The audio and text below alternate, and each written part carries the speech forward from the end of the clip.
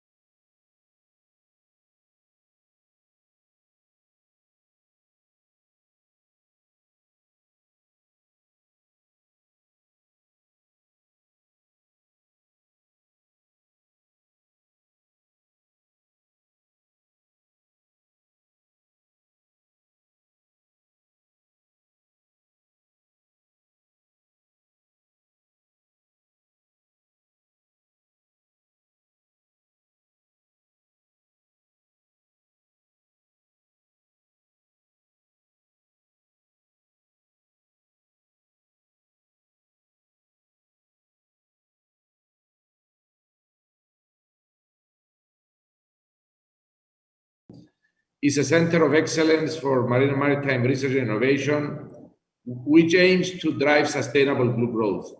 At CMMI, we believe that we depend on the sea, but also upon each other.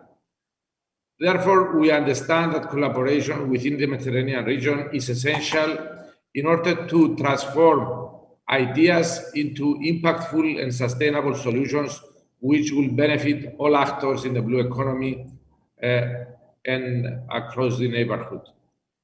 So with this, and before we begin our discussions with our distinguished panelists, I would like to introduce them to you. So we have Christos Theophilou. Christos joined DG Mare in 2005, and as of September 2020, leads DG Mare's Maritime Security and Surveillance team. Having an academic background in marine biology with a bachelor's degree from the University of Wales and master's degree from the University of South Florida, and relevant working experience in Florida, Christos has handled numerous files within DG Mare pertaining to aquaculture, fisheries, blue economy, maritime regional cooperation, and currently maritime security and surveillance.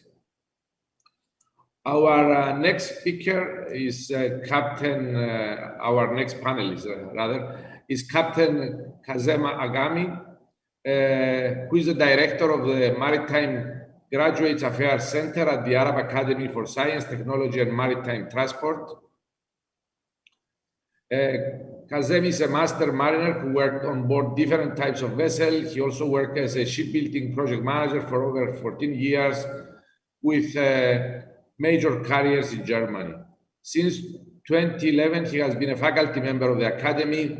He is currently involved in strategic planning and business development to develop the cooperation of the Academy and maritime stakeholders at regional and international level. Going to the next panelist is Rotem Trivizki, is the Director of Innovation and Marine Development at Maritime, the airpan corporation in charge of developing and managing the Tel Aviv-Yafo coastline. Her works includes researching the airpan coastline to generate scientific tools to support decision-making on the sustainable development of the coastal and sea strip of Tel Aviv-Yafo. She has established Migdalor at Maritime, the Tel Aviv-Yafo Coastal Zone Research Center, and leads its work in cooperation with academic, governmental, and municipal bodies. Then we have Emmanuel Maniscalco. Emmanuel is a senior EU programs officer at the Conference of Peripheral Maritime Regions of Europe, CPMR in short. He is responsible for developing CPMR strategy for EU programs and ensuring the financial and legal monitoring of the EU program. He also coordinates the participation of CPMR Inter-Mediterranean Commission in several projects. Additionally, he teaches a course on cooperation in the Mediterranean as part of the Master in European International Studies of the Aix-Marseille University. And then, last but not least, my old schoolmate, Professor Ioannis Chatjigeorgiou. Ioannis is a professor at the School of Naval Architecture and Marine Engineering at the National Technical University of Athens, Greece. He was awarded the Marie Curie Fellowship for Outstanding Researchers and belongs to the top % of top researchers worldwide according to the PLO's Biology Mental Aid Data 2020 survey. His research involves, among others, analytical hydrodynamics, violent slamming, hydroelasticity, dynamics of risers and mooring systems. Since October 2019, Professor Chatjigeorgiou is the Vice Rector of Research and Lifelong Education of the National Technical University of Athens. So I think we have a dream team of distinguished people from the neighborhood, and I'm very happy and proud to be the moderator. So let's start the discussion. I will be asking questions to specific panelists, and we will go like that. Hopefully the audience can send also questions that I can then raise to the panelists, and hopefully we will manage to cover all the areas that we would like to do today. So I will start with the European Commission, with Christos, by asking which are the main challenges facing the Mediterranean region and what are the barriers to developing a coherent regional approach to tackle them. Christos, the floor is yours. Thank you, Zacharias. That's a very broad question. I could speak easily for 45 minutes, but I will try to do it in 2 or 3 if that's okay. I think to begin with, the challenges are quite well known, probably to all of us. I'm sure some of them were repeated during the last 3 days, but I want to highlight some of the ones that we consider important from the EU perspective and from the perspective of DG Maritime Affairs and Fisheries, starting with biodiversity loss, fisheries depletion, climate change in general, and then more specifically the effect of that climate change in the Mediterranean Sea basin, which one of the effects, which is the rising of the sea temperature, and which in turn favors the invasion and establishment of alien species in the Eastern Mediterranean. We are seeing this first. It's a front line, let's say, coming through the Suez Canal. Another major issue is coastal erosion, which is exacerbated by rising sea levels and by extreme weather phenomena. And of course, pollution from land-based sources and from vessels. And finally, last but not least, plastic pollution. So these are, let's say, the environmental and anthropogenic challenges, but there is another layer, of course, which are the political challenges, which are very important, unfortunately, in the Mediterranean, probably more so in the Eastern Mediterranean.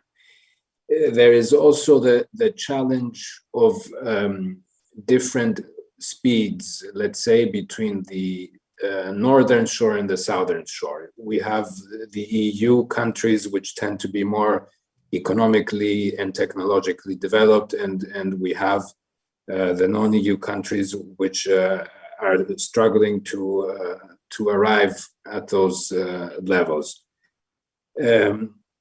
Now, I think I've painted perhaps a rather negative picture, but before passing the floor back to you, I want to say that in spite of all these challenges and all the differences, the political differences, we see a trend, especially in the blue economy universe. We see a trend where these barriers, even though they are significant and numerous, are gradually being outweighed by the common realization that we need to cooperate, particularly on the sustainable blue economy. Thanks. Thank you, Christos. I think a complementary question to what we just heard from Christos is the question of, and I will address this to Emmanuel. I think with his background, maybe he's the most suitable person to give us some ideas. Emmanuel, what kind of institutions or initiatives can be promoted in the Mediterranean region to tackle the challenges that we just heard from Christos? Thank you, Zacharias, and good morning to all, and thank you also for the opportunity to speak today. As you said, Zacharias, I'll be speaking on behalf of my organization, the Conference of Peripheral Maritime Regions of Europe, but more specifically on behalf of the Blue Growth Community funded by Interreg Med program.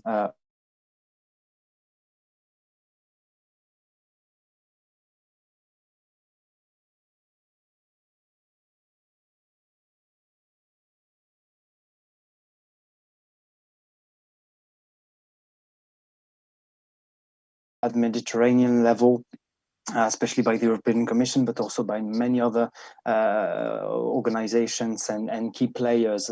Just to mention a few, there is the West Med initiative that is trying on the western part of the Mediterranean to promote cooperation and solutions to address key challenges related to blue growth and the preservation of the marine environment. And there is also the work that the Union for the Mediterranean is doing, of course. But yeah, this was just to mention a few. But if I had to focus on a few, perhaps I would mention first maritime spatial planning as a key step to proceed with the implementation of solutions in order to face common challenges. We know that maritime spatial planning is mainly targeting public bodies, ministries, regions, and so on. And it can be, as we think, but this is the opinion of the Blue Growth community, an accelerator of a way to further develop some sectors that suffer from conflict at sea, for instance.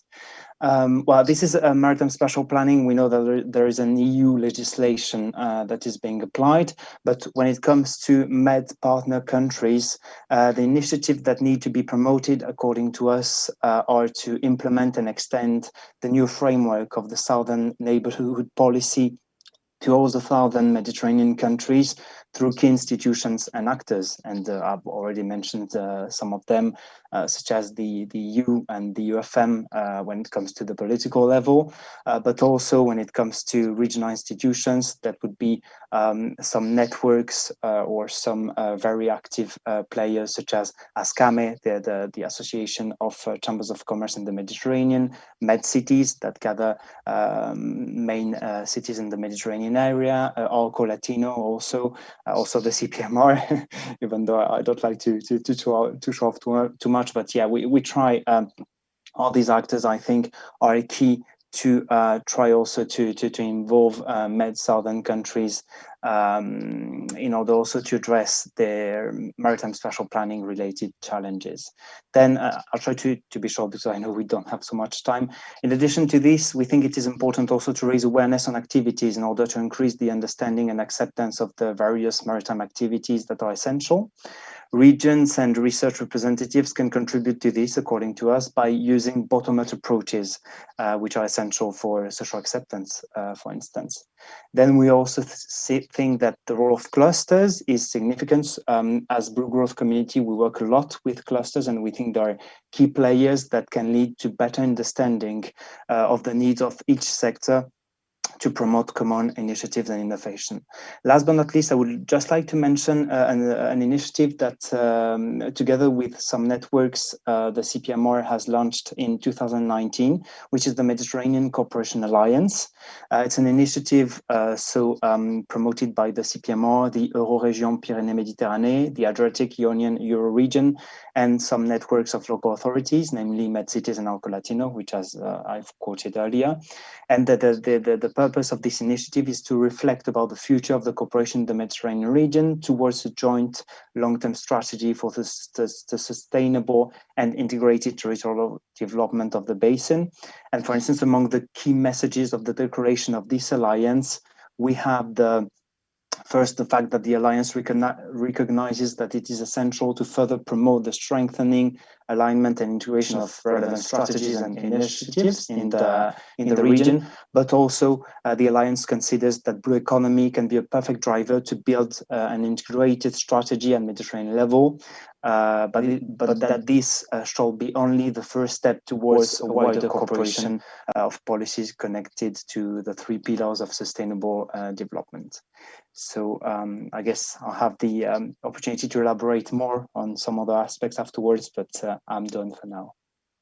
Thank you, Manuel. I don't know, Christos, if since many of the aspects we just discussed are related to governments and member states rather than individuals or private sector.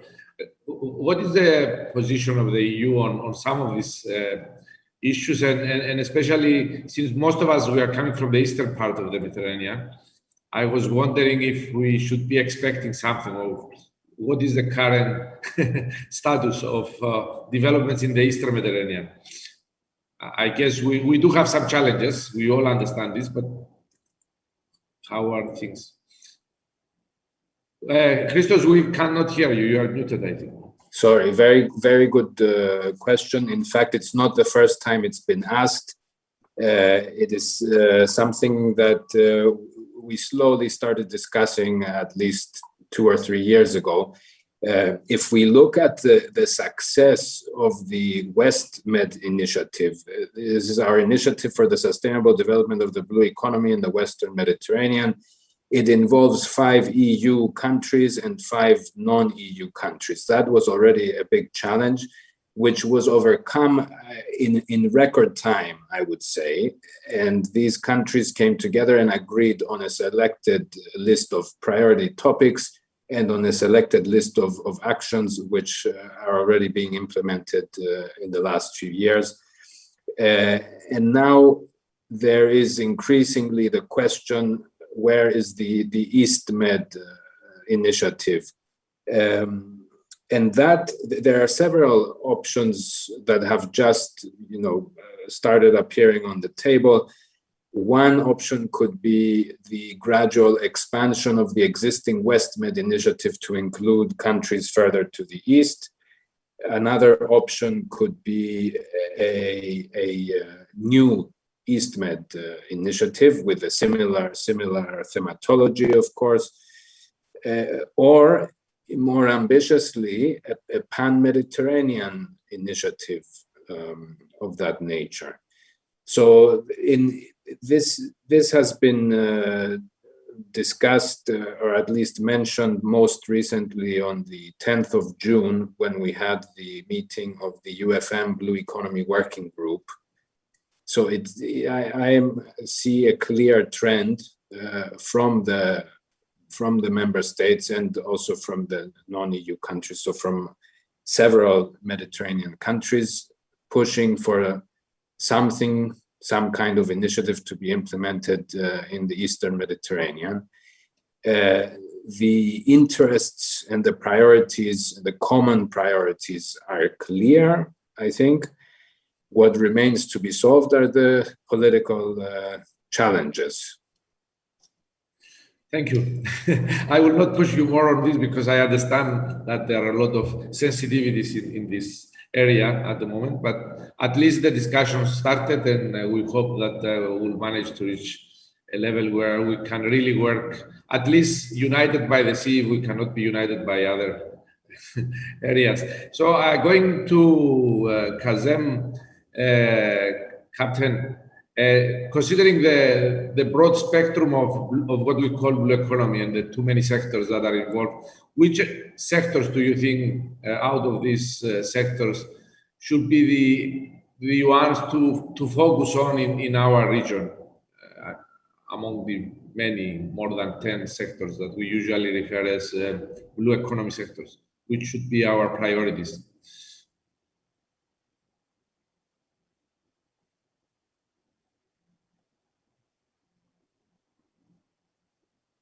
Captain, we are not having back sound from Kazem, so I guess I can place the same question to Ioannis until we manage to have back Captain Kazem. So I was not prepared. Just yeah. I will repeat it. I was saying that among the too many sectors that we call blue economy sectors, which are the ones you think we should focus on in our region so that we start this process of cooperation? Okay. First of all, thank you personally, my dear schoolmate, and for your kind invitation. I'm glad to be here. Just to mention that I'm also involved together with Emmanuel in Blue Growth community, the Blue Growth project funded by Indirect Med. So regarding your question, going immediately to the core of your question, it's a very, very good question, and the answer must be very, very complicated. Which are the most challenging and most attractive sectors of blue growth, especially in Mediterranean level? There are several parameters involved. All of them must be taken into account, and there is no clear question. Undoubtedly, the most attractive, the most hot is the blue energy. The blue energy, because it is the blue energy for several reasons. It's an unmapped, unknown terrain for all of us, especially given the peculiarities involved in the Mediterranean, especially in the Eastern Mediterranean. apologies, my phone, I forgot to, to switch off my phone. Especially the peculiarities involved in the Eastern Mediterranean. Everything in Mediterranean is influenced, greatly influenced by the depth. Or maybe it looks like a simplified approach and a simplified answer, but everything depends on the depth. We need in Mediterranean to think differently, in a different way compared to the way the North European countries are thinking. Because of the depth. That means that it's very, very difficult, always relatively to the standards of the Northern European countries. Everything is difficult to install, for example, wind turbines, offshore wind turbines. Although offshore wind turbines cover the wide area in the Northern Sea, especially in the eastern coast of the UK, we don't have this plethora of wind turbines in Mediterranean. That is because of the depth.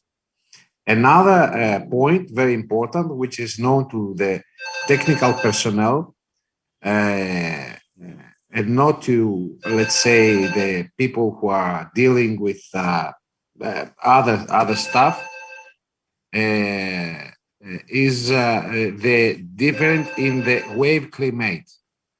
That means in the Mediterranean, the wave height is different, the wave frequencies are different, so we need to think definitely differently. Coming back, I apologize for talking too much because I already included several other aspects of your question. We definitely the most attractive, as I said before, is the wave energy. Other areas of growth are also important, which could be said that they are high tech. One important sector dealing with the food is the offshore aquaculture. There is no experience nowhere. I mean, for massive installation of offshore aquaculture. This provides great opportunities for growth, new jobs, and the effective exploitation of the sea environment. This is my opinion too. This is so two sectors, not traditional ones. Tourism is here, will remain here for many, many years. People are going to travel. They are traveling in the past. They are going to travel in the future. But what makes money, apologize for an arrogant term, what it makes money is the energy and sustainable energy, clean energy. Everything goes there. Avoiding, for example, fossil fuels or fossil fuels. So it is energy and offshore aquaculture. This is the future. I'm positive on this. I'm confident on this, and there is no way back. Thank you, Ioannis. I guess depth is again the problem for aquaculture as well. In the case of offshore aquaculture, it may also be an additional challenge from the depth of our seas. But I was wondering, can in the Mediterranean look beyond what is practiced in the Northern Europe, I mean the wind, and look also into the possibilities of solar? Because the southern coast of the Mediterranean, especially, has a lot of sun and a lot of empty space.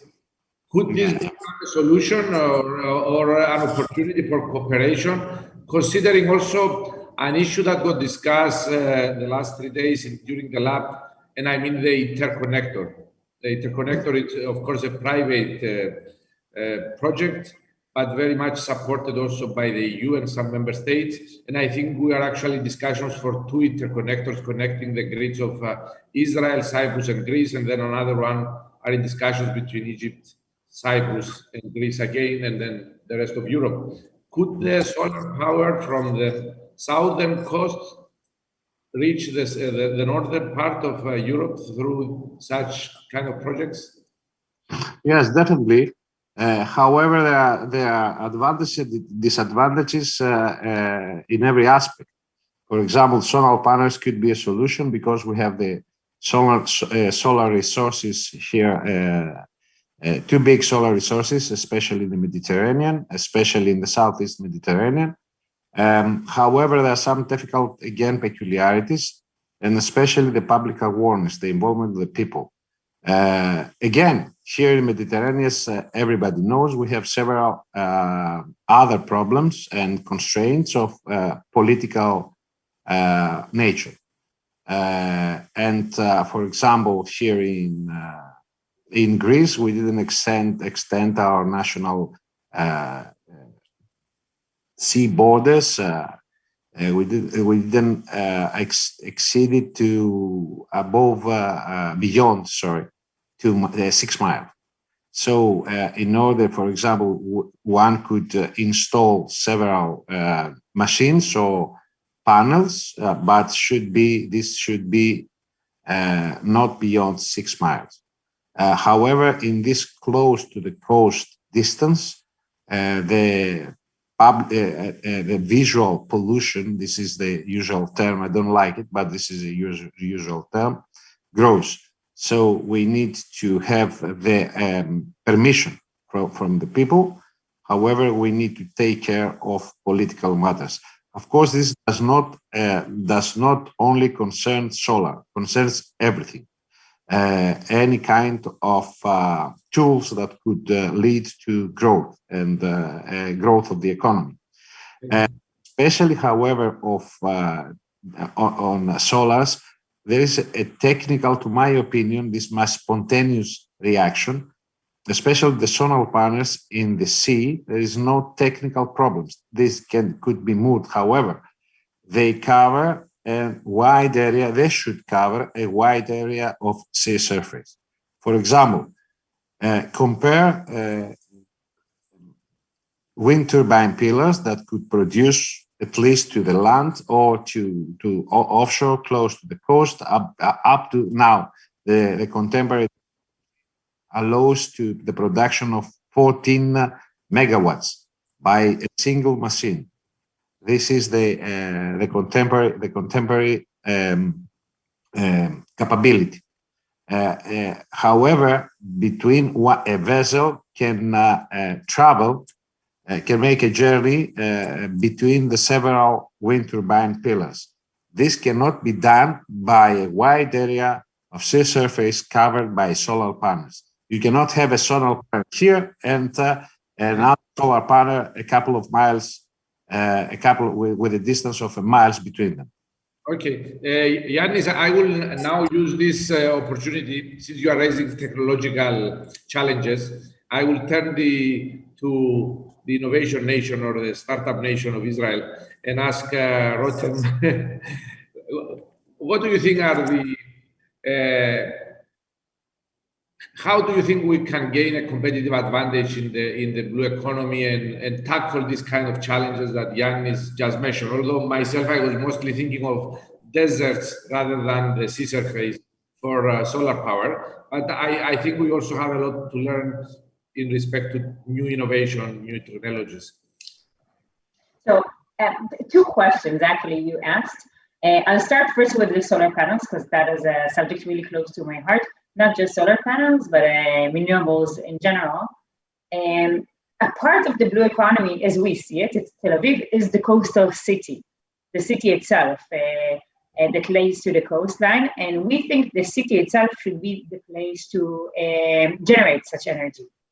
That would be economic and a local scale. So we basically uses the energy we consume, not so much enough energy to sail there.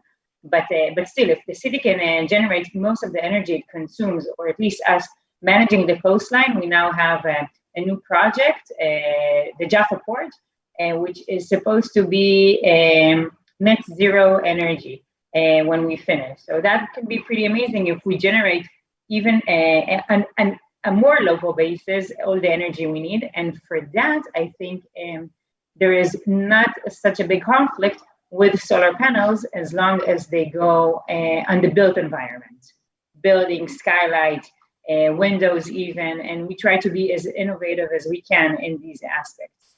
I most definitely think that solar panels, and in Israel at least, wind turbines can be with conflict with natural environments, each one with its own conflict. And that's why we do try to develop and be a part of the development process of more urban renewables. That brings me to the second question you asked: what can we do to gain advantage? And as Startup Nation, as you presented us, it's not me personally, of course, but it is the vibe around us. Definitely, I would say innovation and research. But as I think authorities, which most of us present, what we can offer innovators and entrepreneurs is the ground base to scale up from innovation. That I think is the most important part, and the mechanisms we need to find, because we have amazing ideas around us. But I have to say that at least in Israel, the market is not as developed, and people don't understand what is the potential of the economic potential of these ideas.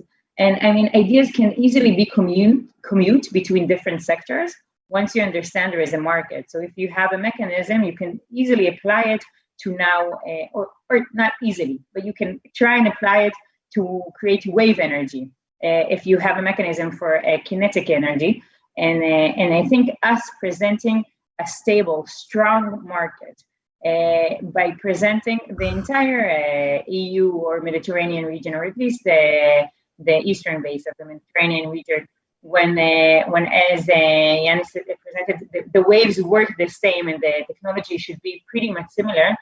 That is the best ground that we can give entrepreneurs in the private sector to scale up their technologies. We have many pilots that we would love to see soon enough becoming widespread companies. I also think the private sector is a way to kind of skip over the political issues.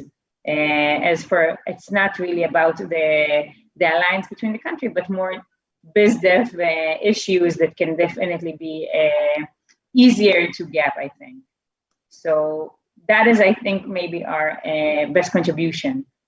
Thank you, Rotem. Actually, I could think of a lot of questions, but I would like to touch on one of them first with Christos, of an issue that you raised initially, of how we can use this. I mean, how can these competing uses of the sea between the various sectors could be balanced so that we ensure that the sectors do not negatively impact each other. So the energy versus tourism versus environmental protection.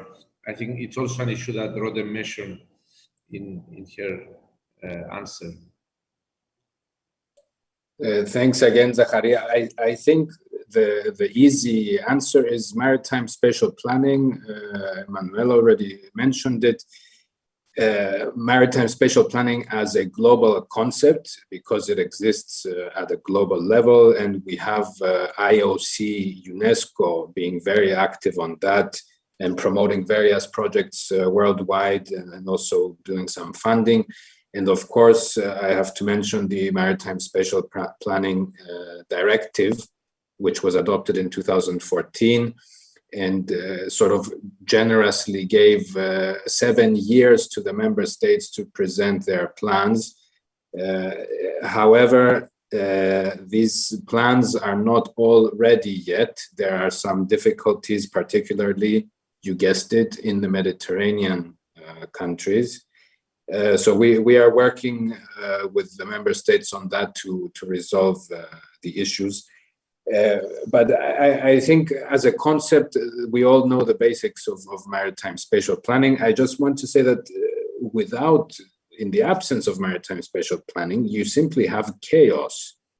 And depending on the precise location, there may be a denser or a more widespread spread out use from different sectors and different users. But in the Mediterranean, we know that the case tends to be of very dense use. So tourism, aquaculture, now a little bit of energy is coming in as well. And so we try our best from the perspective of DG Mare and of the European Commission to support the countries in solving these challenging issues. From the European Maritime Fisheries Fund, which is now called the European Maritime Fisheries and Aquaculture Fund, we've already given 25 million euro to help develop the maritime spatial plans. And lastly, I want to mention MSP is also one of the favorite topics in the UFM Blue Economy Forum. So this is always appreciated. The discussion is always appreciated. The concerns are common, and in that framework, as a Commission, we have also offered training to many of the non-EU Mediterranean countries, to the authorities responsible for implementing MSP. Actually, Ioannis, Christos just helped me go to the next question, which is going to you, and is related to skills, because I also know your role in the university in relation to lifelong learning. What do you think are the skills we are in shortage in relation to the blue economy, of course? How can this be addressed? I think we all know now that skills, it's on the top of the agenda in Europe and possibly worldwide. How do you think we could address this quickly so that we can really achieve the transition, which is the aims, at least in Europe, to digital and green, and I guess blue is also green? You are muted, Ioannis. You just gave me the opportunity. I would like to comment on Christos' remarks regarding maritime spatial planning, but I will start with your question. To my opinion, what we are living, contemporary living, is some kind of technology blow. That we are living, we live in an era similar to the first industrial revolution. In a very, very short time, the traditional, old and well-known means of energy production should be abandoned, and we should focus on green energy, whatever this green energy or blue energy means. Which involves not only wind or waves. By the way, we're speaking about wave energy. We need to focus on the fact that we are, to my opinion, always from the technological point of view, we are far away from having a commercial, effective way of producing wave energy. However, wind is there. In Mediterranean, we have great wind potential, which reaches up to 8.5 or to 10 sometimes meters per second, which is a great wind potential. It's there. This must be exploited. Given the fact that we are in the middle of a new industrial revolution, and we need to expand towards the sea, which is unexploited so far, in contrast to what is happening to the land, we will need many skills. When I'm saying many skills, although some people are always have been educated, given that there is an experience from offshore hydrocarbons exploitation or extraction, you name the term and use it. We will need new skills which are related to the sea environment. Everybody, all the skills can be exploited and should be improved. For example, mathematicians, statisticians, related, for example, to the new climate environment, climate change, environmentalists, even doctors, definitely lawyers. All this must be improved. The new arsenal is a challenge for the university. Is a challenge for the universities, which must follow the changes we are facing. For example, to my opinion, for example, my school, the School of Naval Architecture and Marine Engineering, must extend the skills provided to the students, which must face, and I'm sure, Zacharias, you agree with me, ocean engineering and in general naval technology or marine technology subjects. Now, if I may, I would like to comment on the remarks by Christos. Christos mentioned the maritime spatial planning, and he's right. Without maritime spatial planning, without a plan, we have chaos. On the other side, my dear Christos, I must mention that the opposite of chaos is the full constraints and full barriers, which allows you to do nothing, or you cannot do anything. So we must find the optimum way of thinking. If, for example, define all the areas on Mediterranean Natura, then you will never exploit the available wind potential. On the other side, you will live, if you, for example, you say that, not you, apologies, it's not personal, but I mean the responsible people to design, to make the plan for maritime use, the wide area of maritime use, and confine them to where the wind is only 10 meters per second, and for example, the depth is 1,000 meters, then you will not do nothing, and you will use everywhere in the Mediterranean again fossil fuels. But I guess, Ioannis, you will agree that we still need some protected areas in the Mediterranean. Definitely. I'm saying if we define everything as Natura, everything Natura, you know, Monachus, and Careta are not living. Actually, I have a question for Captain Kazem, but I don't know if he is listening. Otherwise, I will leave it at the end, and we'll see how it goes with the Mediterranean becoming an ECA in relation to what we just said. If Kazem is not with us at the moment, I can then go to Emmanuel and ask a question, because I understand the last few years that I'm also involved in the marine sector beyond the maritime sector. So I come from shipping, but the last few years I work also a lot with marine biologists and oceanographers. And we do have some of them in CMMI now. I understand that we are also in shortage of data in the Mediterranean. So it's not just skills that we just discussed, but we are also missing data and possibly many other things that we cannot discuss now. But I was wondering, is there a way to encourage the sharing of infrastructure, but also data and information in our region?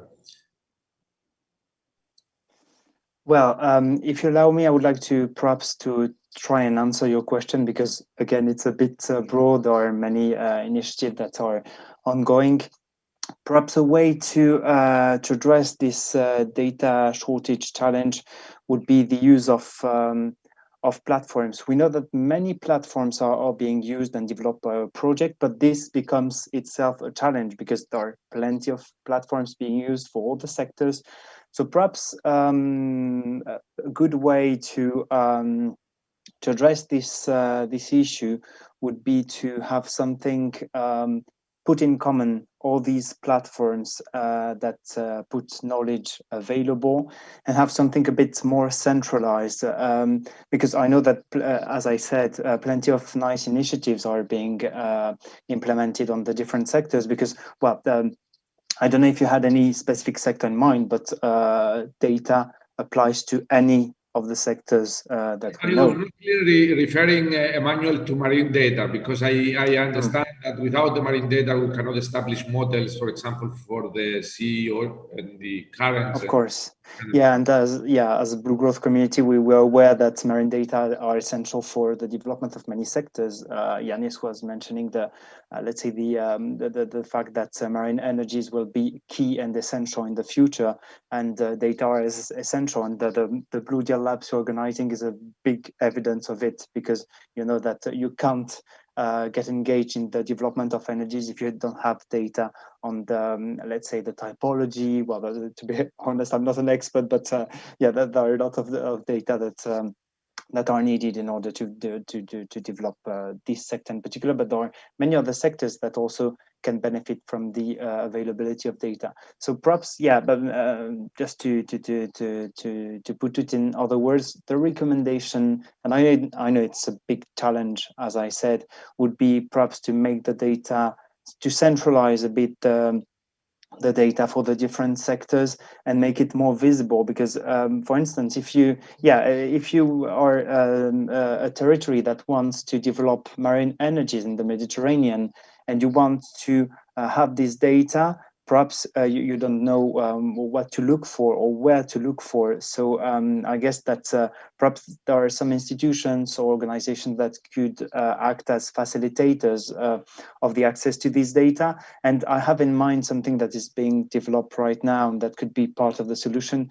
It's this platform that the Union for the Mediterranean has developed. Well, if we look at the Mediterranean in particular, I know that the Union for the Mediterranean, as part of its activities on blue economy and the working group they have, they're also trying to bring together stakeholders of the maritime sectors and foster the exchange of information, best practices, and so on. So perhaps it's a dream. Perhaps I'm too optimistic, but that could be a good way, a good start to centralize the information and make it more accessible, I guess. Emmanuel, I like very much what you just said, because we are also planning in November, hopefully, depending on how the pandemic will continue in September. As you probably know better than me, Christos, and you, I think the 28th of November is the Mediterranean Day. So we are planning something in Cyprus, Christos. Hopefully we will have more news to give to everyone, but we are planning something so that we initiate what you just suggested, because we also think we can start discussing on these aspects and then go to the more challenging ones. I'm going back to Rotem, because Ioannis mentioned the skill shortage. And I'm always wondering if the universities are the only tools we have, or even the most appropriate tools to handle the skill needs of the future. And not so much because of their standards, because we graduated from the same school, so I will not challenge it. But the universities sometimes take time to develop programs and implement them. And possibly the needs right now are very urgent. Even in CMMI, although still a young and small institution, we are already facing the challenge of not finding people in certain areas. And we cannot really wait for the universities to produce them in 8-10 years. And sometimes the skills are not the kind of skills you obtain from a university degree. So how do you think we should go with this? I can't agree more. And when Ioannis was like talking politely about the skills that we might be lacking, I just wanted to shout, we're lacking all of them. Everything we want to promote, we have no one to turn to. And really, it's something you really feel when you're trying to promote the sustainable development of the coastline. I think it's a huge problem. Don't really have so many solutions. I do have to say, and I think maybe I'm presenting here like a different perspective, but I'm a great believer in the private sector. I think that once you make something really economic, that makes sense economically, then it will just grow naturally. The knowledge exists.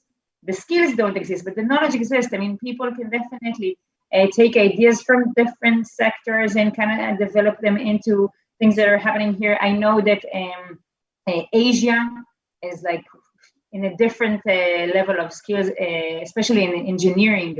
I know that many skills that we're not really able to bring here. And what I think maybe is the hardest part is how to make things that have been going on, for example, maritime and engineering, and kind of bringing it to the 21st century and making it even more sustainable and more innovative, and how we, for example, build ports in 2021, which I really hope it's not how we build ports in the past years, because it can be much more sustainable. I think universities is a start. As Ioannis said, I think it's where you kind of plant the seeds, but it is definitely not enough. I do think that it's really helpful to have European courses and trainings, but I wouldn't say so for the hardcore skills. Like maybe for the softer skills and maybe more for the decision-making level, and not so much for the private sector. Private sector, I really, really think all they need is the market. All they need is to know we need them and to kind of show projects and show the pipeline ahead. I would even say, and this is maybe presenting, I don't think it's a picture in Israel. I think I'm presenting a universal picture. Even investors, we're not really lacking investors. There is so much money being invested in so many startups around the world. And all we need to do is to show both the entrepreneurs and the investors the pipeline of projects in the Mediterranean. That is something I would invest in, and I think it will the skills would just come. Well, I think you just raised a matter for Christos to give his views, because I know he has been he has a bit of involvement in blue investments. But before we go there, Christos, just to say, because skills is also very close to my heart. We are also facing challenges. We are also now understanding that possibly what we call vocational education and training is also a must in order to address these challenges. But also from my own experience, we understand that finding the right people, you have to go back at the very early age of young people in order to have them ready at the time they will enter the university and then come into the market to work. For example, it may be too late at the age of 15 or 18 to go and talk to them on STEM programs or on ocean matters. You have to start earlier, and this is actually today we have the start of the European Maritime Day in Cyprus. It's the first time we do it in Cyprus, and it will last for the next 4 days. And the aim of this effort is mostly to encourage the young people to come closer to our industry, to the sectors of the blue economy at a very early stage, so that they can later continue and become the scientists and the engineers we need in these sectors. And I think this is also an important area, Emmanuel, where we could work together in the Mediterranean. What is now called ocean literacy, I guess in our case it will be called sea literacy, because we are surrounded by a sea.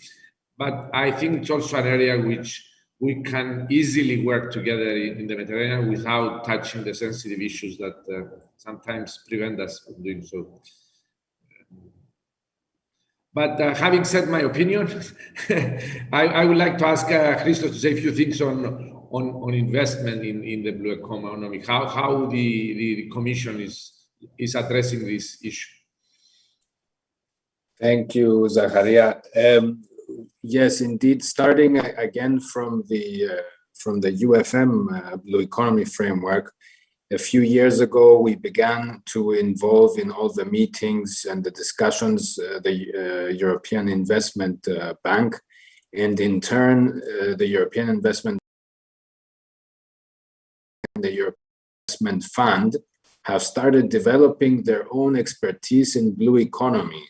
So this is something which only happened in the last 4, 5, 6 years, because from the bank's perspective, and you know that banks have one main focus, is how to generate profit, they have realized the potential of the blue economy, including in the Mediterranean, and they started developing small teams which are so also from the DG Mare perspective, we have a small team of colleagues, not including myself though. Unfortunately, we don't have them here today, but we have a small team of colleagues who are working with the banks, with private investors, and on an annual basis, they have big Blue Invest events, which are also growing in significance and in attendance. I don't know what happened this year with the COVID, but up to COVID times, there was a very strong upward trend in attendance at these events. I was involved myself in one particular event we called Blue Invest in the Mediterranean in January 2019. We did this in Malta. So we brought together some investors, both private and public, including some commercial banks and also including the European Investment Bank. And we went through a very long pre-selection process of innovators. So people from all around the Med who had projects with a certain rather high level, I would say, development, almost ready to market their products. And there we really saw very, very innovative ideas ranging from using the skin of the fish, which would be thrown in the garbage after processing, to make wallets and other items that normally you need leather to do. We saw all sorts of wind capturing devices, mostly on a smaller scale, things that could be installed privately or on vessels and so on. I'm not talking about the huge wind turbines that we all have in mind in general, and all sorts of innovative. And of course, we had some people from Israel. We had the famous e-concrete. I think most of you know e-concrete. This is seen to be as an excellent solution to just throwing regular concrete whenever you want to construct a pier and destroying everything under it and around it. You have this fantastic material onto which all sorts of organisms will grow and develop into an ecosystem. So indeed, the investment in the innovation part is something that we really try to promote, and we try to increase the work that we're doing on it every year from the DG Mare perspective. Thank you, Christos. Obviously, we have a very good panel here because Luisa allowed me to continue until now, although we are 15 minutes late, but she sent me a message that we are going so well that we are given 15 minutes. We have exceeded even the 15 minutes. So I will not keep you more, but obviously we have a lot of issues, and I hope we will have the chance to continue the discussion. And if any of you, I think Rotem will be the first one, you are coming to this direction, we will be happy to host you here in CMMI and continue our discussions. Once again, thank you. It was a very interesting discussion. I'm sure we could continue for another 2 hours, Luisa, but we'll do it next time. So thank you to the BDTransferring Transferring Lab and to these organizers. And Luisa, I give the microphone back to you. Thank you very much. Thank you, Mr. Siokouros, and to all our panelists. It was indeed a very interesting discussion. I also, the thing that I took from this is that actually our lab is fully aligned with everything that you have discussed, from maritime spatial planning to the need for new skills. And I will actually take what Rotem said about the need for the private sector and how the private sector can really drive this forward in order to introduce our next session, which will be presented by Mr. Marcos Damastrotis, who is an electrical engineer with over 25 years experience in the energy sector. He is the head of the Division of Development Programs in the Center for Renewable Energy Sources and Energy Saving in Greece, a Blue Deal Lab partner, and he will be letting us know how we intend in the next year of our project to develop Blue Deal alliances with a focus actually in the private sector and SMEs, and the next steps that we will be taking. Mr. Damasiotis, thank you very much. Welcome. I leave the microphone to you. Good morning, Luisa. Thank you so much for inviting me and be here in this third laboratory of the Blue Deal project done in Cyprus. It is a very interesting event, and the discussion I was following had very, very important messages. So I'm very happy to be part of this, let's say, laboratory and present a real challenging and a real new initiative that is going to take place in the context of the Blue Deal project. Let me share my screen.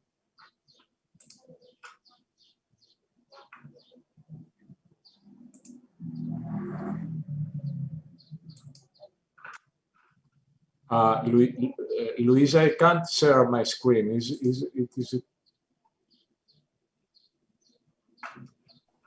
Hang on, give us 1 minute and we'll see. Yes.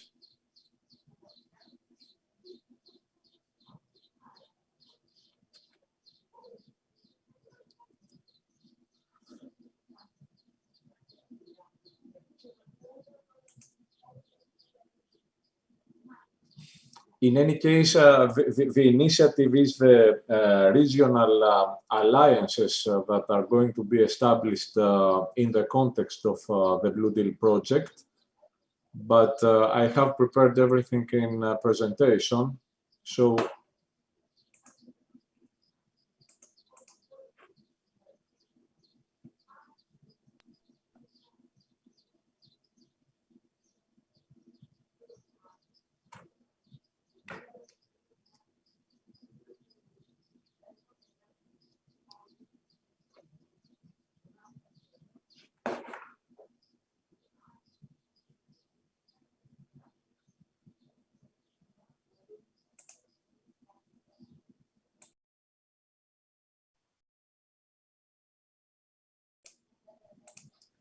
Mr. Damasiotis? yes. Did you try to click on the share screen button? Yes, and the message is host disabled participant screen sharing. Okay. Disabled. Mm-hmm. Maybe it should be enabled.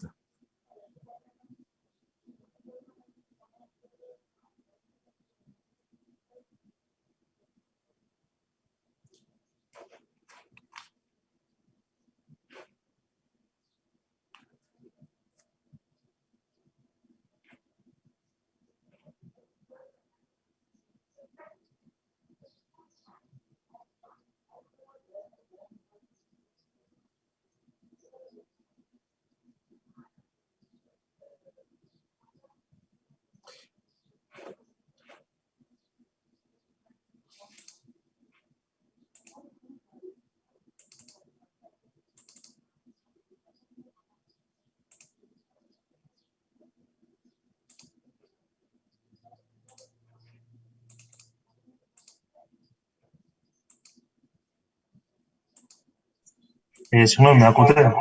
Ναι, ναι. Μπορείτε να πατήσετε το πράσινο βελάκι κάτω και να μου πείτε τι μήνυμα σας βγάζει? Ένα λεπτό. Το πράσινο βελάκι. Στο κέντρο κάτω έχει ένα πράσινο βελάκι που λέει Share Screen. Yeah, ναι. Host Disabled Participant Screen Sharing. Εάν είναι πρόβλημα, μπορώ να την κάνω την παρουσίαση προφορικά. Ας μην χάνουμε χρόνο.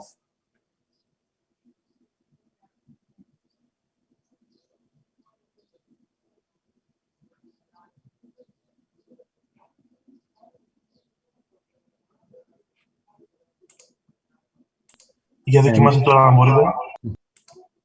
Οκ.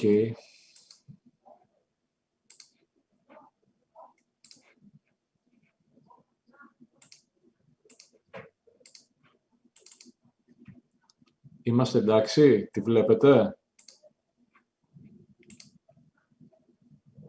Βλέπετε την παρουσίαση?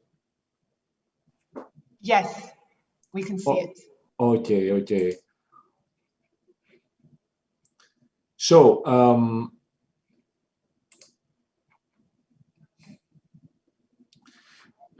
as I said, the scope of my presentation is just to give you an idea about the initiative of the Blue Deal projects to create regional alliances having as aiming the commitment on the blue energy of the different stakeholders. So, what we have so far in the context of our project. So far, we have foreseen the implementation of 5 regional laboratories on which have as aim to examine all aspects regarding the implementation of blue energy projects. The laboratories, the one done in Cyprus is the third one, implemented in the context of the Blue Deal, bring all the stakeholders that are involved in the development of blue energy projects in a region in order to discuss and exchange ideas and experiences and practices on how blue energy projects can be done in the most appropriate way.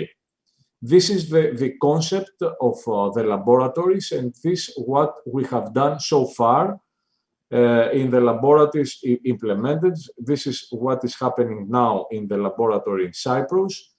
So the 5 regions where we had these laboratories, please ignore Malta, it's not anymore any part of the project is Slovenia. Maybe I have yeah, it's wrong. The 5 regional laboratories are Slovenia, in Dures, in Crete, in Split, Dalmatia, and Cyprus. The participants in these laboratories are small and medium enterprises, public administrations, research and technical institutions, and civil associations. These are the kind of stakeholders that are involved in the implementation of projects regarding the exploitation of the marine renewable energy sources. So, so far we have implemented the laboratories in Crete and Cyprus and in Croatia.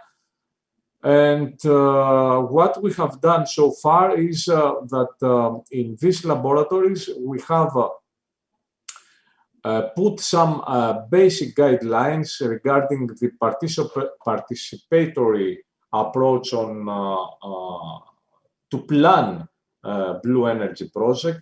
We have established a dialogue among key stakeholders and market players, and these discussions will lead to the introduction of blue energy in regional energy plans and concrete recommendations for decision makers. These two points are very critical, because what we discuss in these laboratories, and based on the real conditions that the stakeholders are facing regarding the implementation of blue energy projects, will be systemized, will be systematically, let's say, summarized, and will be introduced as principles in the regional plans for developing blue energy projects, and of course as recommendations in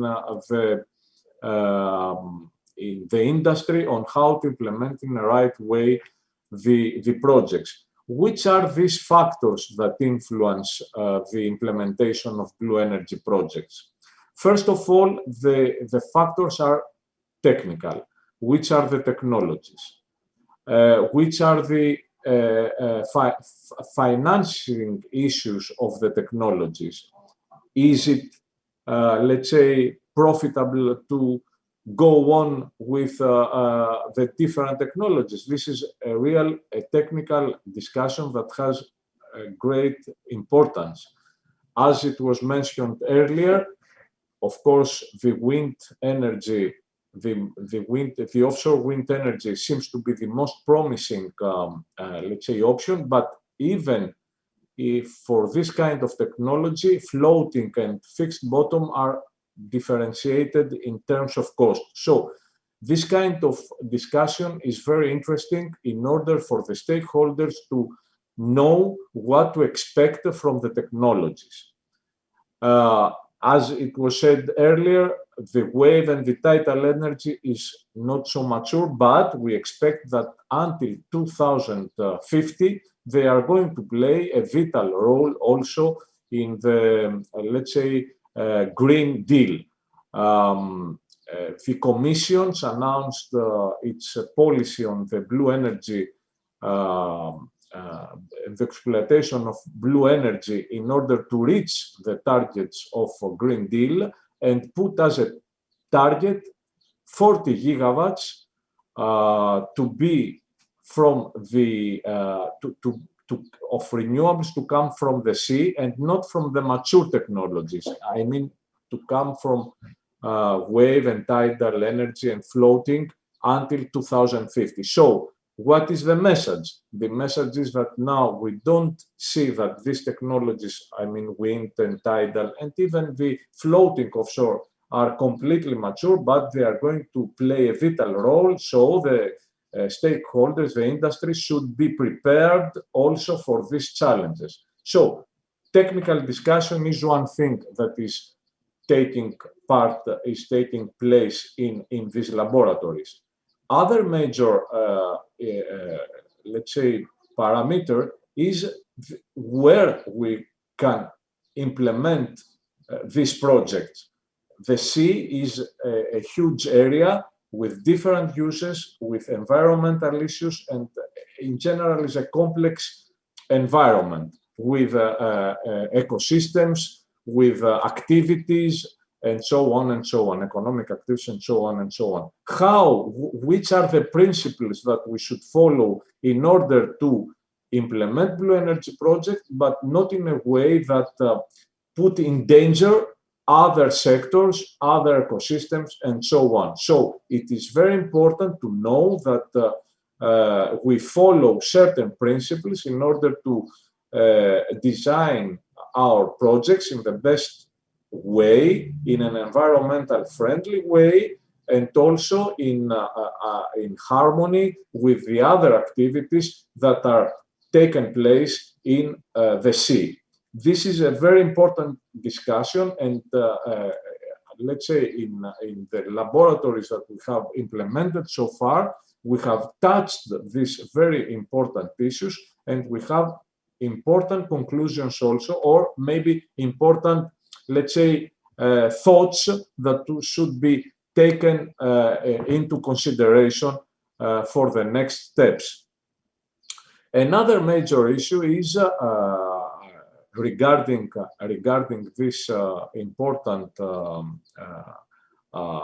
field of operation, the blue energy, let's say, projects, is the value chain of this industry. Who is going to participate in the development of this kind of projects? This is also very important and very crucial to define. And in the next question is who is taking the decisions, which kind of decisions should be taken, which is the role of the regions and the local authorities, and of course the public and the national authorities.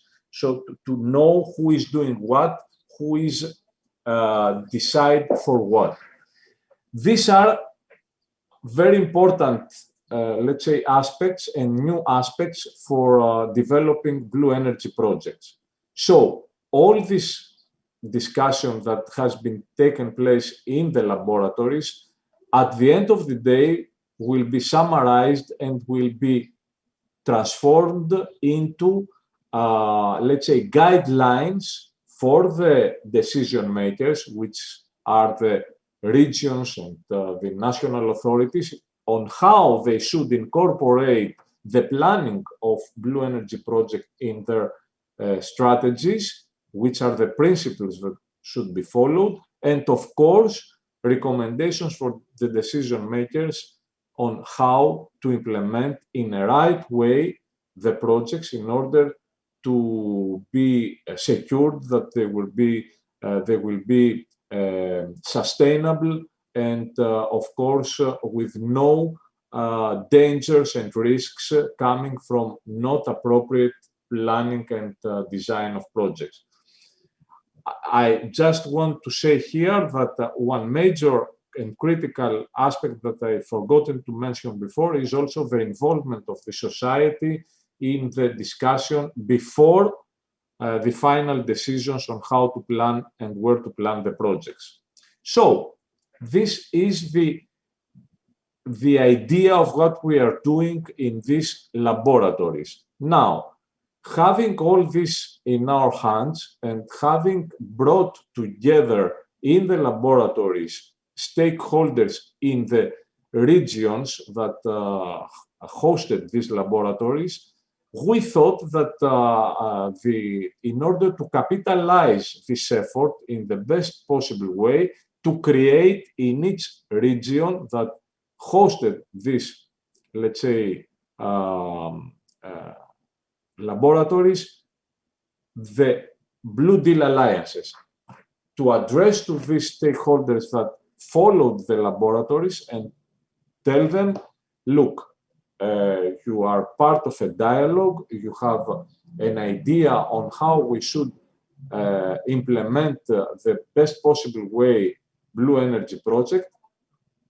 Come together and let's commit ourselves that we are an alliance that will work on a way having principles and having the correct, let's say, the correct approach in order to develop this kind of projects. So the Blue Deal alliances are, let's say, networks of stakeholders that are committed, that are interested in developing the projects and will develop the projects in the way that is the best possible one and as, let's say, was defined and from the conclusions arised from the laboratories.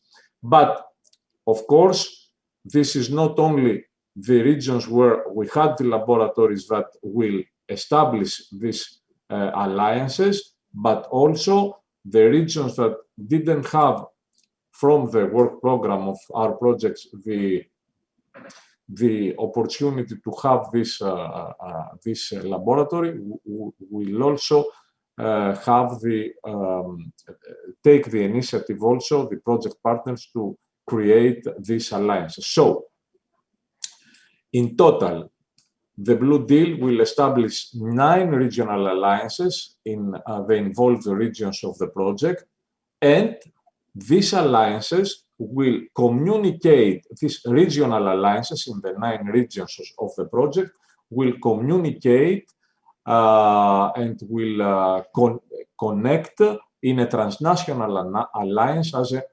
interconnected network. So the kind of stakeholders that will be part of this alliance are belonging in the quadruple helix, let's say, approach. What is the quadruple helix approach in the clustering is the 4 different categories of stakeholders. First one is the entrepreneurship, the small and medium enterprises. The second category of stakeholders is those belonging in the public administrations. The third one is the research and technical institutions, and the fourth one is civil associations.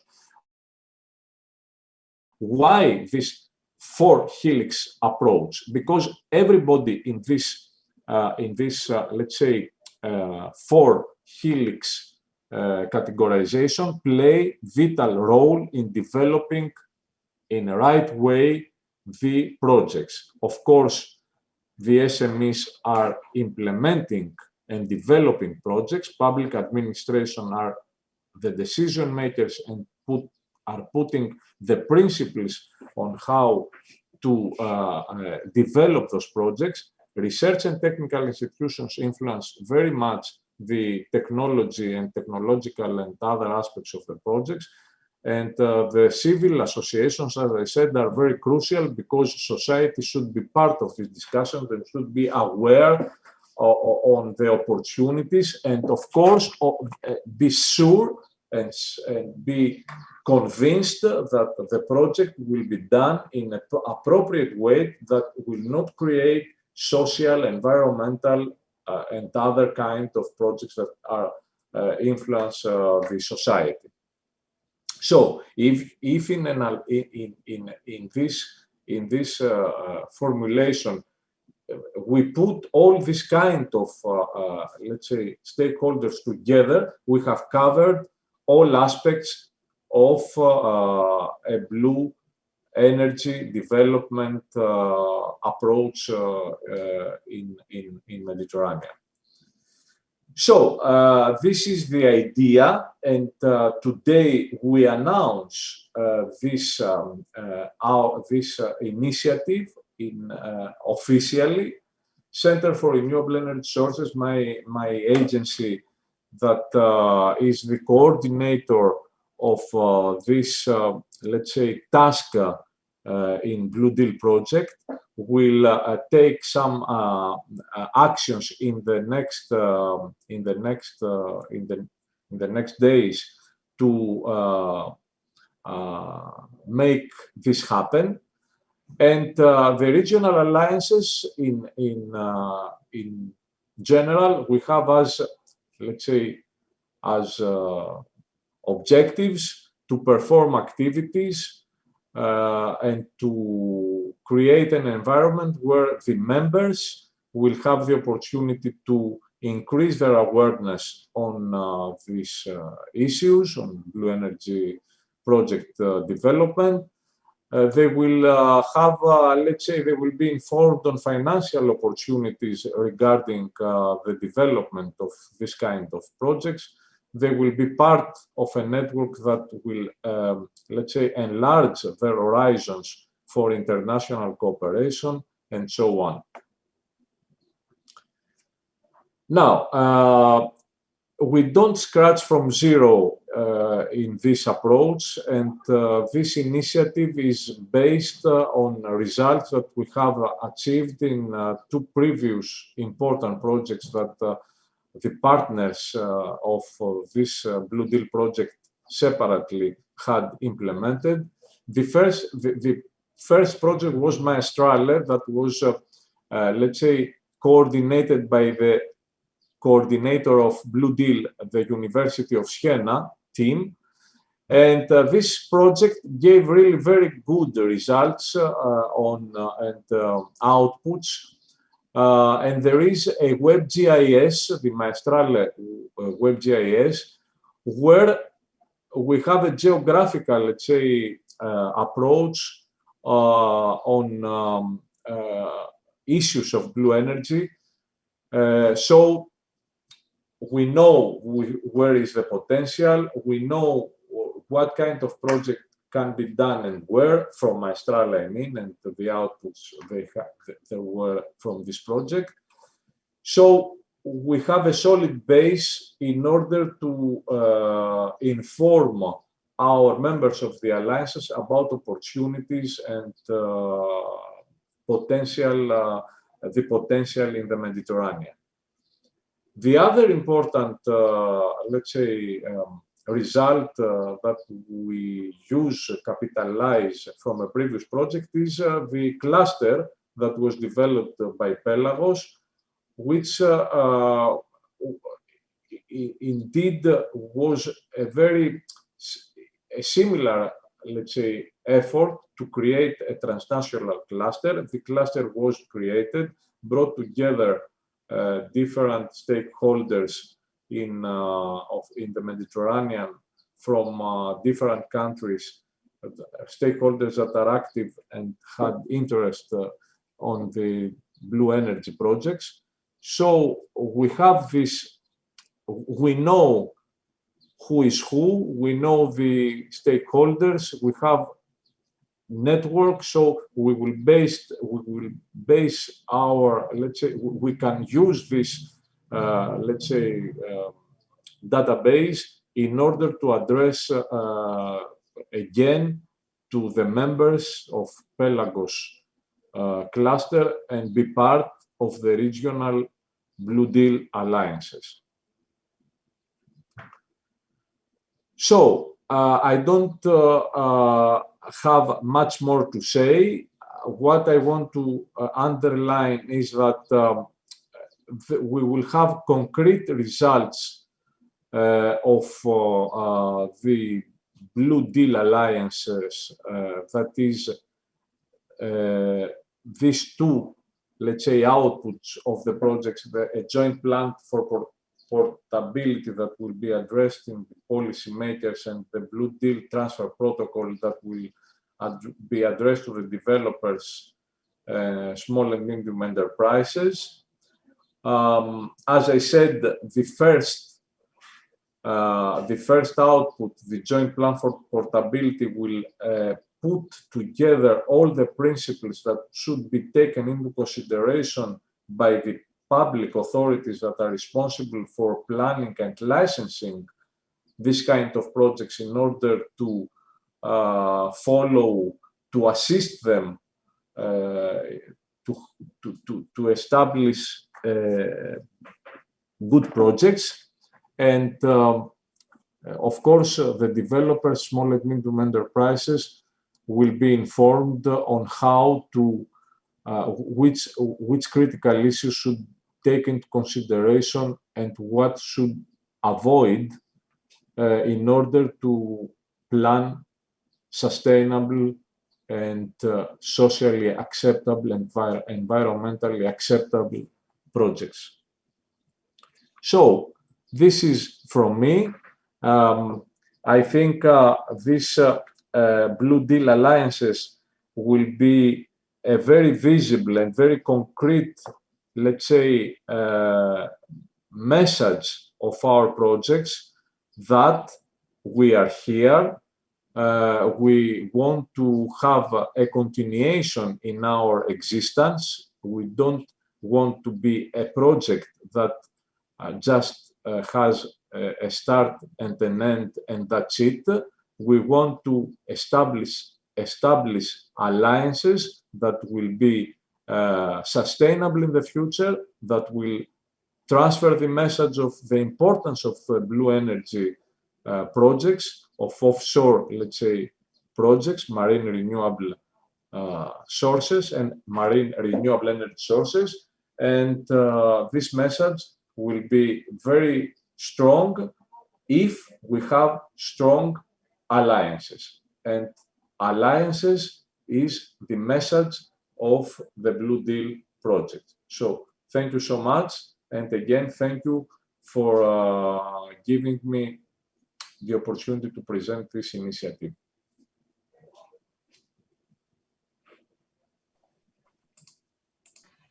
Thank you very much, Mr. Damasiotis. Today, actually, we did not have a Q&A session. However, we do have a question from our audience, and I would never want to disappoint our audience. So I will read out the question and ask our panelists if they are able to answer it to please just jump in. I think, Mr. Damasiotis, some of it might be addressed to you because there is a specific point on the Aegean Sea.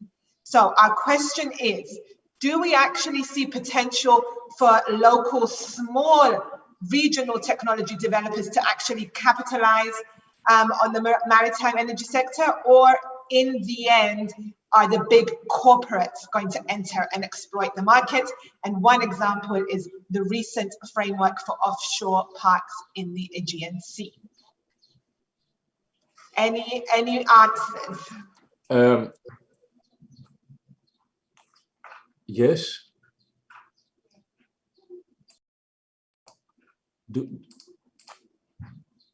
Do you hear me? Yes, yes. Okay. So the question is if this kind of projects gives the opportunity to small players or only to big players to be part of this effort. In my opinion, this kind of operation of development of projects, I mean blue energy project, give the opportunity to everybody.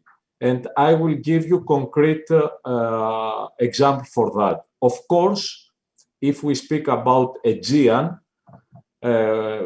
our first, let's say, answer is that we speak about offshore wind energy and maybe floating solar photovoltaics. But I will speak for the Greek, let's say, interest that is floating offshore wind parks. Because of the depths, as it was mentioned before, we speak about floating offshore wind farms. Now, if we see the value chain of the floating offshore wind turbines, 70% of the project is concerning not the turbine and not the wind turbine, but all the other infrastructure that supports the floater. So, if we have a floating wind energy project, the 30% is the wind turbine that is going to be placed on the floating, let's say, infrastructure, and the other 70% is all the other. So in this all the other activity, we have many small players. We have the industry that supports the cables. We have the naval industry in Greece. It has really Greece has had a great activity on naval construction that now with the crisis has been stopped and can be revived if we implement this kind of projects. We have a lot of researchers. We have the industry for, let's say, automations. We have software equipment.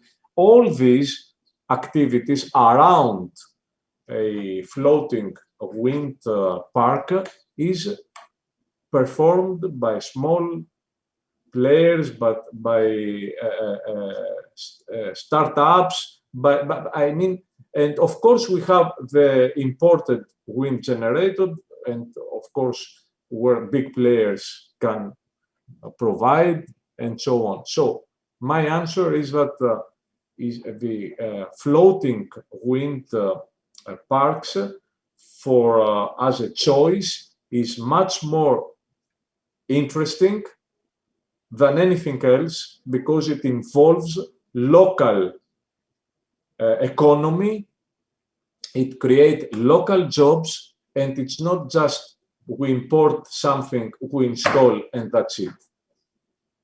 Of course, I want to say also that big part of this, let's say, in this value chain can play the shipping industry, because we have to carry this technology, these installations to the sea, from the ports to the sea. So the ships are also a part of this, let's say, project. So for me is... Thank you very much, Mr. Damasiotis. That was an excellent answer, and I agree there is huge potential for all types of companies and industries in the Mediterranean region, and the Blue Alliances are one of the tools that we will be using to try and advance this. Now, with Mr. Damasiotis' comments, we are now coming towards the end of this lab. I would like to pass the floor to Professor Simone Bastianoni, the coordinator of the Blue Deal project, to give us some of his closing remarks. Simone. Thank you very, very much, Luisa. I will share my presentation. I hope you can see it. Yes, we can. Okay. Okie dokie. Yes, and it was a very, very nice debate this morning and panel. I mean, it was really interesting to see how effective actually it was to this lab and the conclusions that were drawn at the end. From my side, I want to underline something to close this lab and all the labs except the one that we have on capitalization for Blue Deal. The Blue Deal project have labs, and these labs are, as I said, basically finished. In this lab, with this lab, we have seen and we will see in action also the open innovation thing. And you saw how the stimuli that is giving. We have done a survey, and it will serve as a zero level for thinking on the development of blue energies in certain areas. We are launching a school contest, and we will have open days and capitalization lab. The labs, with the labs, we didn't want, and we do not want to provide the solutions, but to envision a set of possible solutions and show that they are just feasible. So these labs have to be used as a starting point for the debate in the local areas on how to do things, and using the scenario that we provided to facilitate the cooperation between public administration, SMEs, citizens, and those who provide technologies.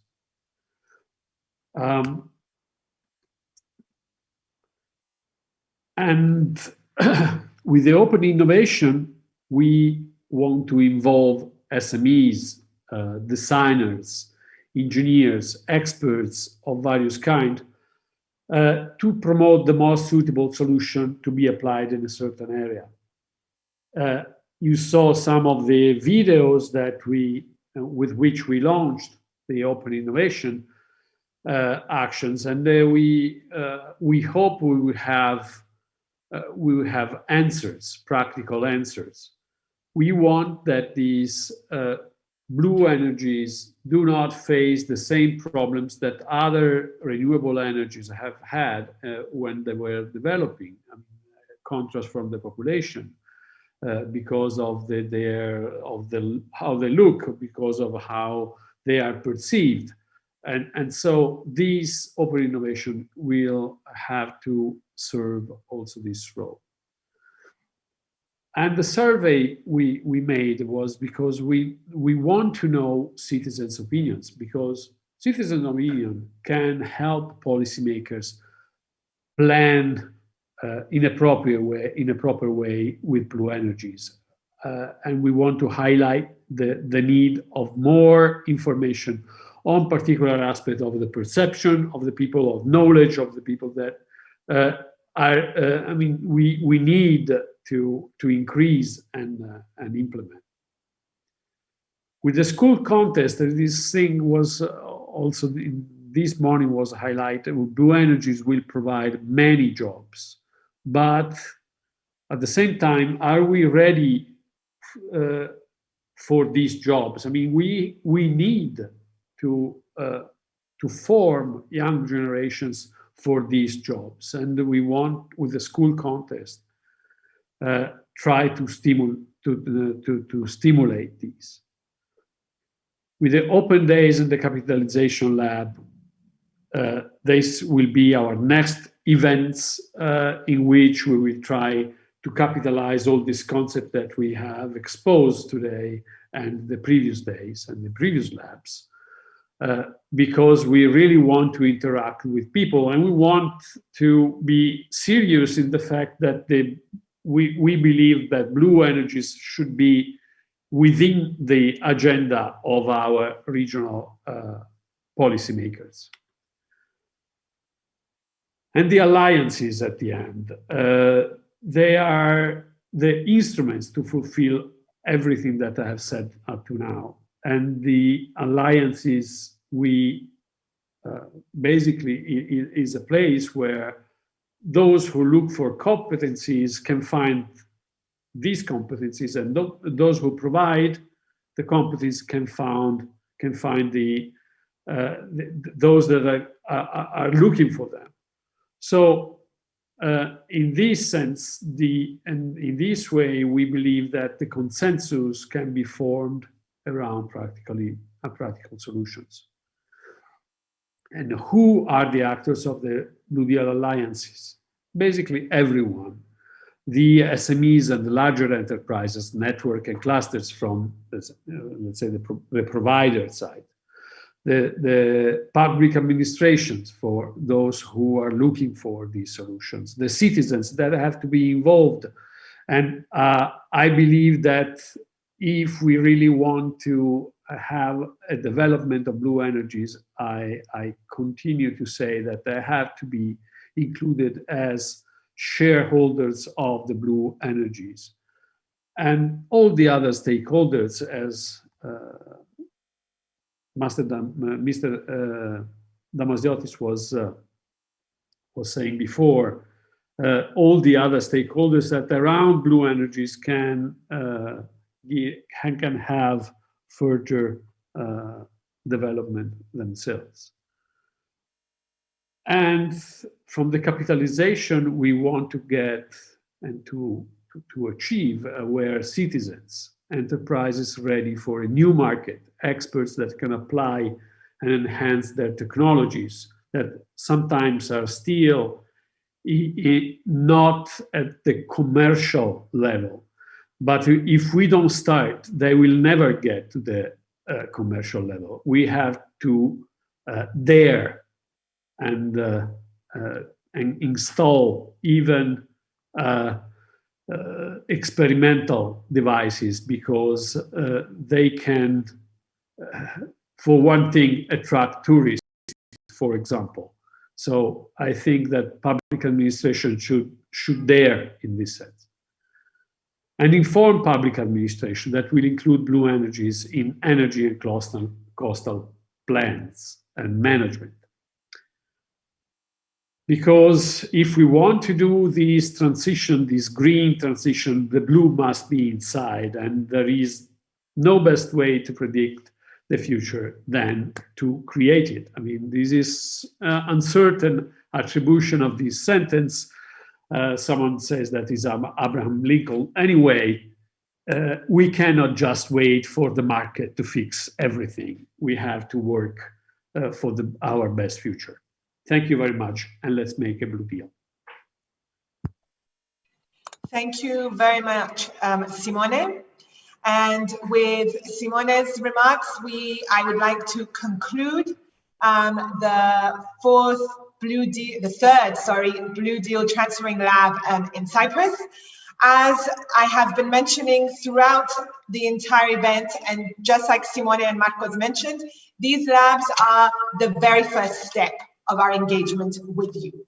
We plan to continue this engagement through these alliances. Please watch this space, as we will be launching them and launching through the platform your ability to register your interest so that we can follow up with you. Any points, considerations, or questions that you may have, you have our details. Please do contact us. And so now I take this opportunity to thank the Blue Deal partners for all their technical work and for participating in the lab. Of course, I thank all our guest speakers over the past 3 days for all the great works that they have presented, and also for the points that they made for us to continue our work and update our work in a way that will ensure that blue energies are deployed correctly. And of course, I thank Mr. Siokouros and all our invited distinguished guest panelists for a super interesting talk. And at the end, I thank every single one of you that has participated and has been with us in the past 3 days. Thank you very much. Have a good day. Goodbye.